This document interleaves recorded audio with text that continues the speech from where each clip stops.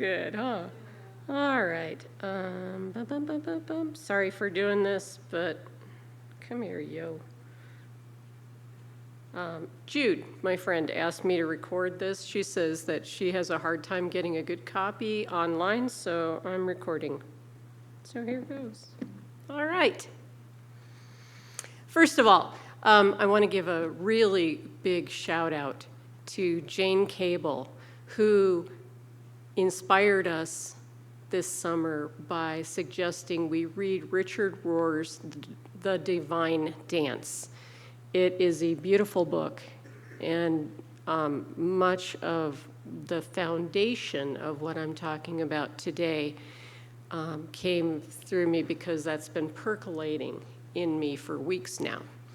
And this was super easy to write. I just sat down and the words seemed to flow, and hopefully it'll make sense to you. So going back to the movie Piper, think back to when you were little. Stretch your mind and your heart back to that time. Recognize the tide of love and loss that you learned before you could even speak.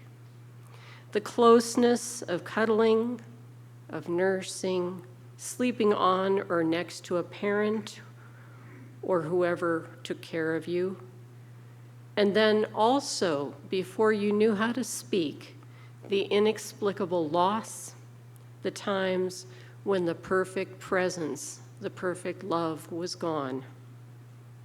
That rhythm, the tide of fullness and emptiness, that was burned into you before you even knew yourself as a separate being. It's the first lesson of life, and it's the eternal lesson.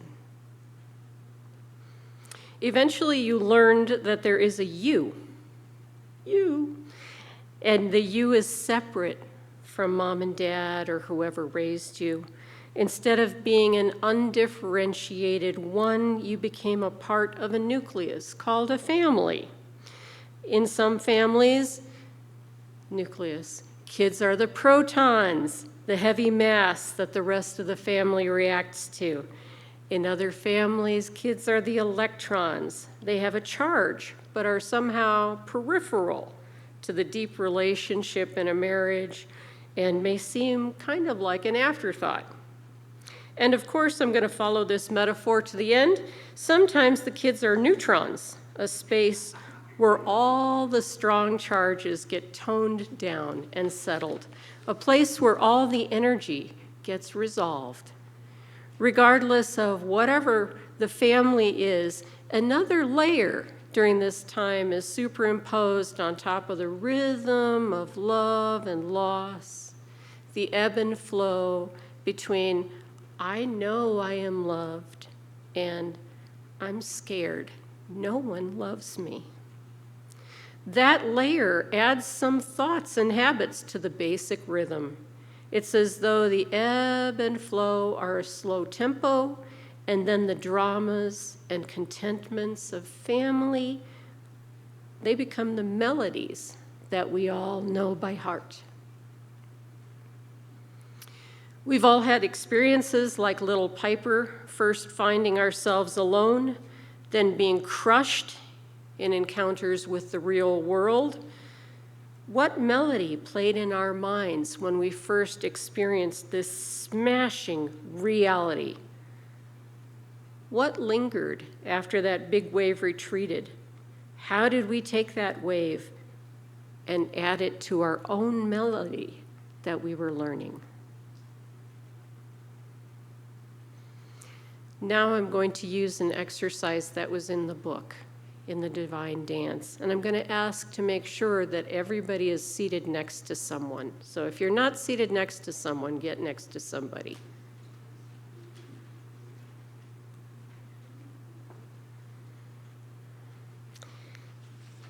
I'm going to ask you to go through a guided reflection with me.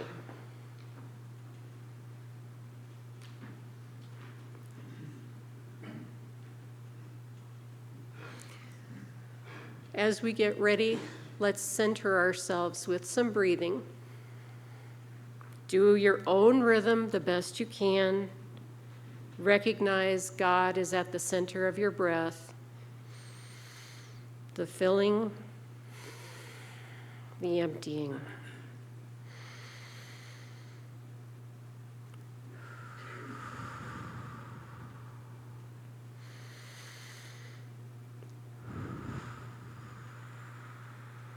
Close your eyes if you want. And then listen. Keep on breathing while I'm talking. So often in life, there's something we are longing to hear from a friend, from someone in our family, maybe even from God. Let's take a moment to recognize that Creator God is the originator of all, that we are living members, the face of God, that God's vital and communicative being includes any group we are in. We are the face of God now, especially right here. Think of that thing you've been longing to hear what is that thing you've been longing to hear?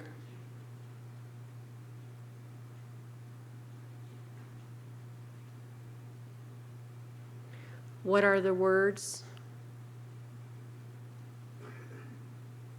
that you long to hear?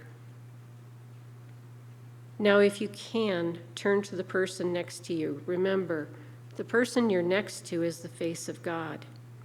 You can tell the face of God what you long for. And since I believe I need to be a good example, and you are all the face of God for me, Pamela, you are loved no matter what. Try to share with the person next to you. What is it that you need to hear? Breathe, don't be afraid.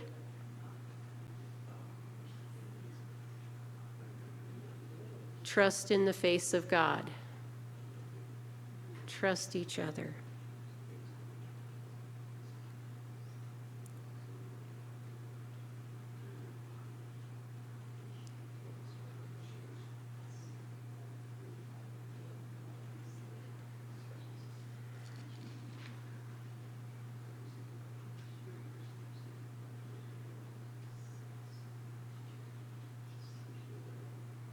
Thank you for opening yourselves. What's getting in the way of having that sort of peace, this sense of acceptance, knowing that you're lovable and that you are loved? You know what it is. You've heard me before. What is it?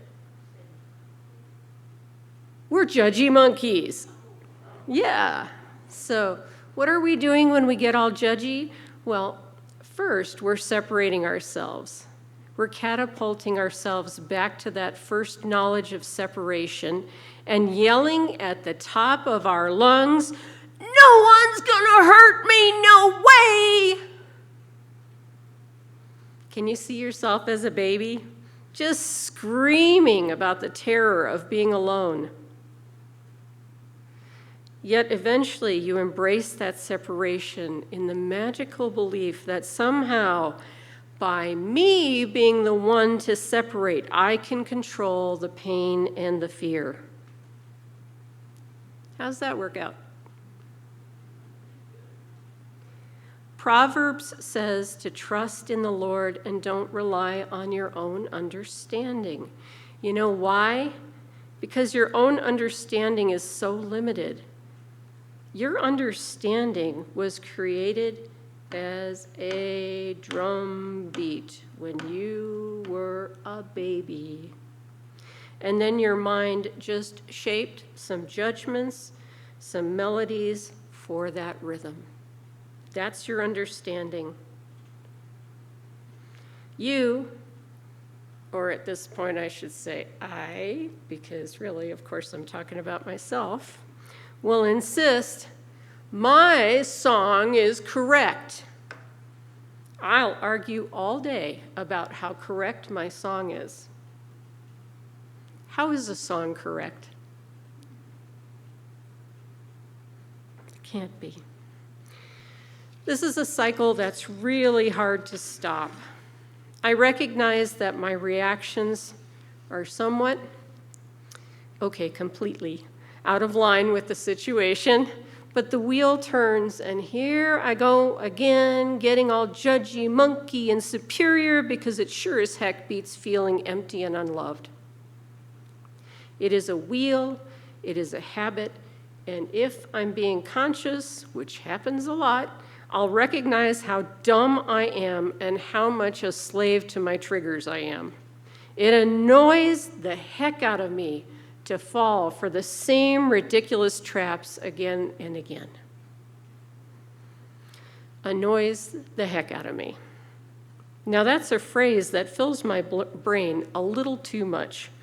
How do I find peace? John reminds us that peace is not found in the way that the world gives. That's so evident when we look around us.